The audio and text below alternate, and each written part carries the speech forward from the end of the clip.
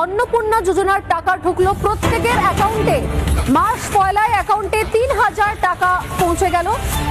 এখনো পর্যন্ত ১,৩০,০০,০০০ অ্যাকাউন্টে ঢুকেছে টাকা।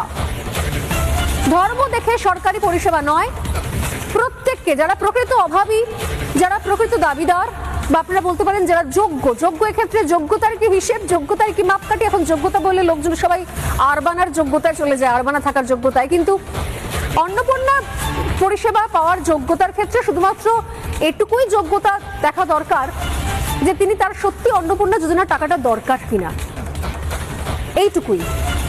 সিপিএমের যে মিথ্যে প্রচার ছিল যে বিজেপি এলেই নাকি মুসলিম মহিলাদের নাম বেছে বেছে কেটে দেওয়া হবে, মুসলিম মহিলাদের মা বোনেদের নাকি টাকা দেওয়া যাবে না, তো সেরকম তো হলো না। সিপিএমের মিথ্যে প্রচারের মুখে ছাই দিয়ে সংখ্যালঘু মহিলারাও পেলেন অন্নপূর্ণা যোজনার টাকা। কি বলছেন তারা? চলুন, হাওড়ার একজন প্রাপক, সায়রা বানু তার নাম, তিনি কি বলছেন অন্নপূর্ণার এই ভান্ডারের টাকা পাওয়ার পর, দেখুন। কোথা থেকে আসছেন? হাওড়া থেকে। আপনি আবেদন করেছেন সরকারের কাছে ৩,০০০ টাকার জন্য অন্নপূর্ণা যোজনার? হ্যাঁ, আজকে টাকা পাবেন, কতটা উপকার হবে আপনাদের? অনেকটাই উপকার হবে।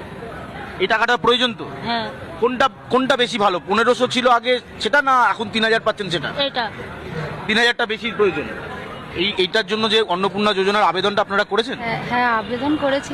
আগের মাসেও ৩,০০০ টাকা পেয়েছিলাম, আচ্ছা। এই মাসেও পাবো। এই মাসে পাবেন? হ্যাঁ। আচ্ছা, একটা জিনিস বলুন, আবেদন করতে কোনো সমস্যা হচ্ছিল? সমস্যা হয় না। কোনো সমস্যা? না, না। মানে খুব সহজভাবে আবেদন করা যাচ্ছে? হ্যাঁ, सरकार को बहुत अच्छे से पता मैं कौन हूँ, सरकार बहुत अच्छे से जानती। कोई ऐसा नहीं कि पहली बार जेल वेल जाएंगे, सरकार को अच्छे से पता हम कौन है।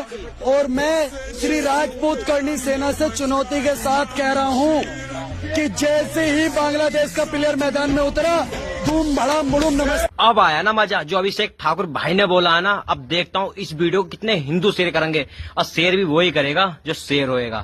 जय जय श्री राम।